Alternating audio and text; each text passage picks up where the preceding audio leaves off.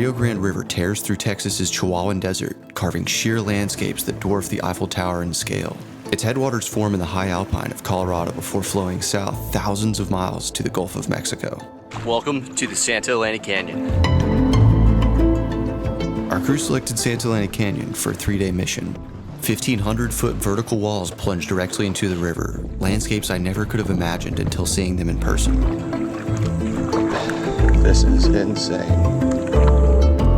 Access is deep within Big Bend National Park, an 800,000-acre preserve containing rivers, desert, and the soaring Chisos mountain range.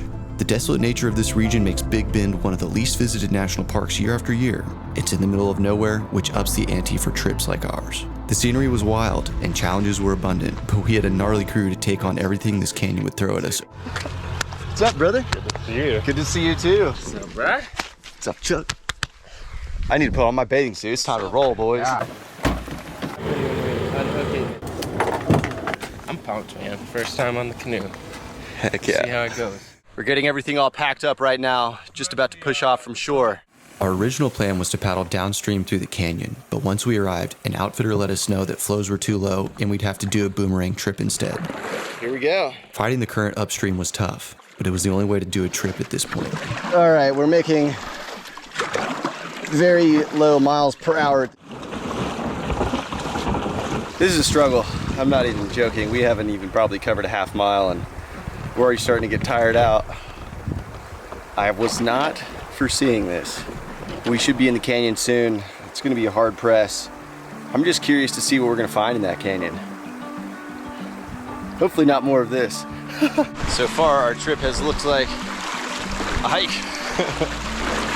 That's the Santa Elena Canyon, guys. Videos definitely don't do this place justice. The scale is insane. We're talking like 1,500-foot cliffs on either side of the river.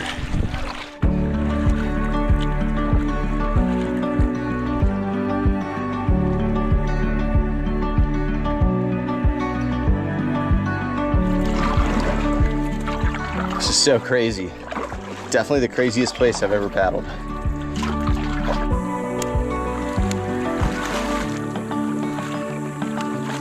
It may look like there's plenty of water in this canyon.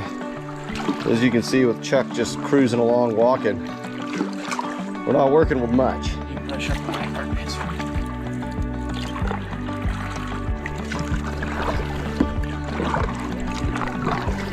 We just pulled over for a quick coffee break. Actually, I don't know if it's gonna be quick. To be quite honest, we are all exhausted. It's almost 3 p.m. and we've been working hard to go upstream. But we have this really cool cave behind us, so we're gonna set up shop, take down a couple espressos, and hopefully that'll energize us for the push up to Fern Canyon. Man, these wasps. Wasps were everywhere, and unfortunately, one got me right in the arm. Okay, onward we go. After getting lit up by a wasp, that sucked.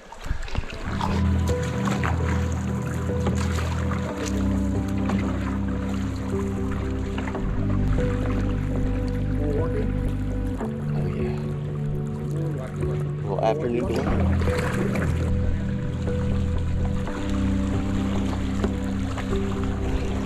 And we're back to walking. We've honestly probably walked just as much as we paddled today. But what's more concerning than that are the clouds that are moving in. We've been hearing some thunder. So far, only a few sprinkles of rain.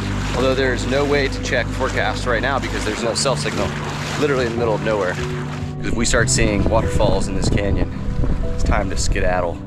Right now we're looking for camp. It's nice and high, away from any fluctuation in river level. So we passed a lady who said there is a high campground just on up beyond Fern Canyon. The views are just insane. Look at Chris against that wall. Chris just found a place up here. It's fine. Oh, Sun's screened up for the evening. holy. That's pretty good. Yeah. Doing a little field testing. We dropped our gear at camp and headed towards Fern Canyon, a place that was rumored to have crystal clear spring water. We found some clear water. It was a decent rock scramble and definitely tested the grip of our river shoes on more than one occasion. This one's called the Birth Canal, for obvious reasons. Yeah.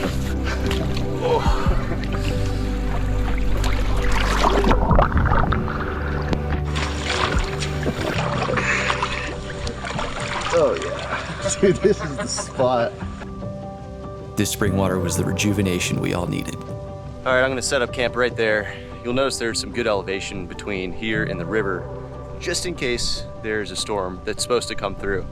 So stay tuned and watch how that all goes down. Wind is definitely blowing in. It's actually getting pretty crazy out here. When I was setting up my tent, it flew away and ran into Chris's tent over there. Yeah. I think something's blowing in. We don't know what though, because when you look up at the canyon walls, you can't see the horizon.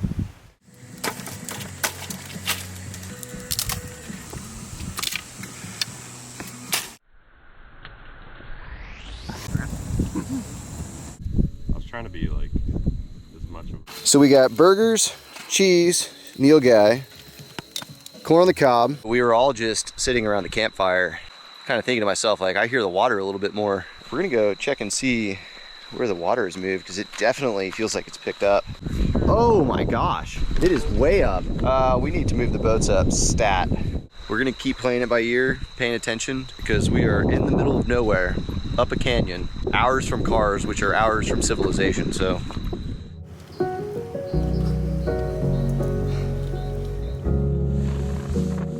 The storm materialized upstream and the worst of it missed us. Now we could focus on coffee and planning the day's adventure.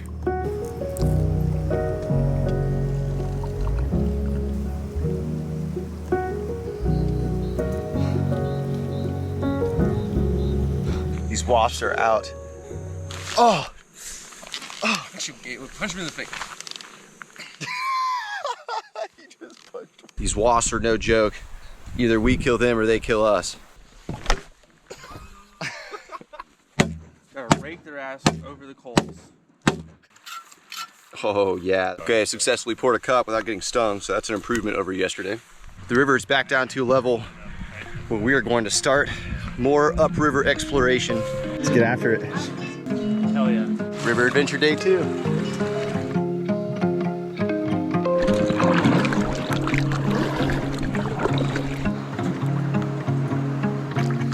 Oh, needle nose gar, that's pretty crazy.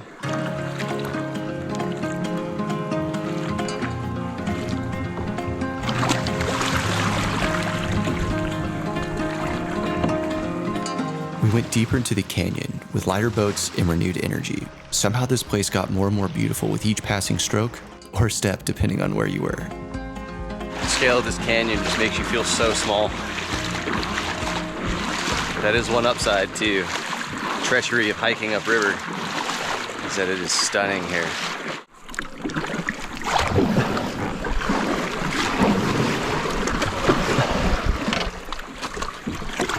This is hairy. You can see the scale. We got house-sized boulders in here.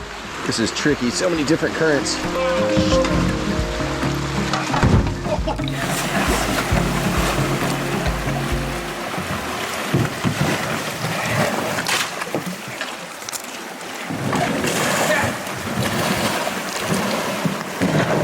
Ooh.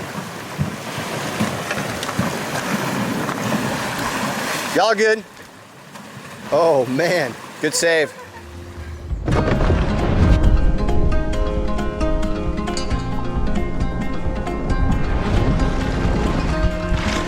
After negotiating the rock pile rapid, we turned our boats downstream and for the first time this trip, had current at our back. It was a glorious moment. For some reason, this section just speaks to me. I think it's gotta be one of the prettiest of the entire canyon.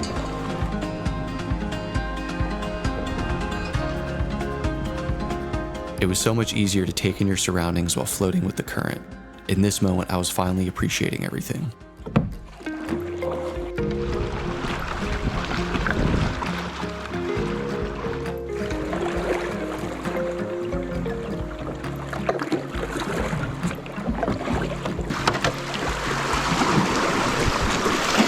There we go.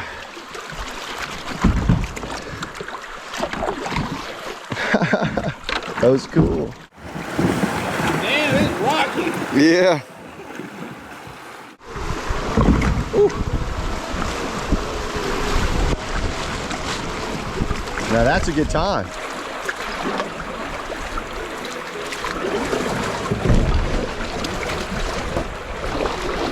That was pretty treacherous.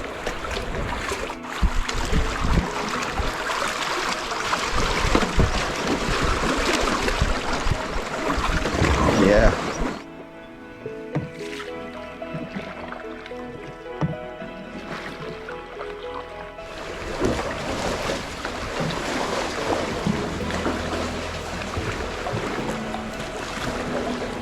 After another long day of paddling, we gathered around the fire to rest. For tonight, we would be admiring the Milky Way. Big Bend is known for its dark sky and stargazing.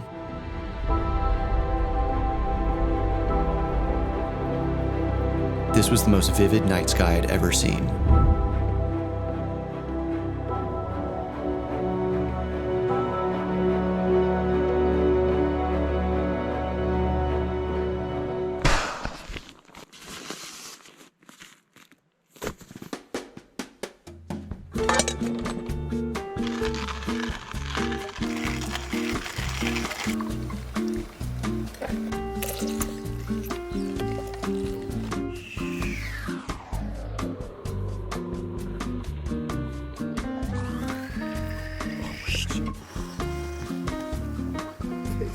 Bellissimo!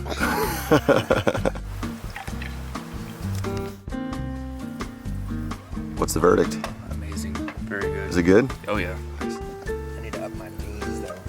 And of course, Remote Design's gear kept our essentials dry the entire trip.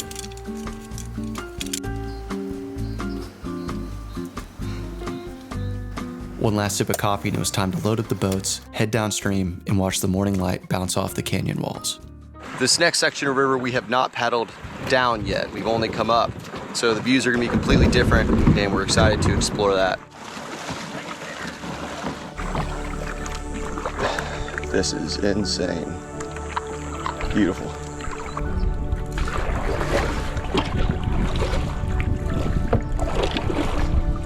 It looks totally different going this way. And because we're not laboring upstream, you can actually take in the sights and appreciate it.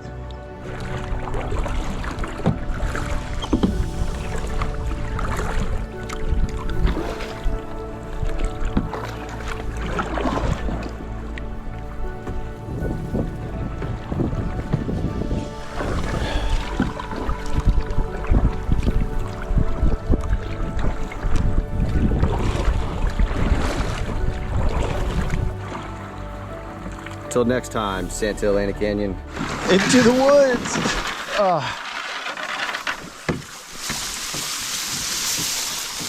Oh my gosh. Ow, it's so sharp.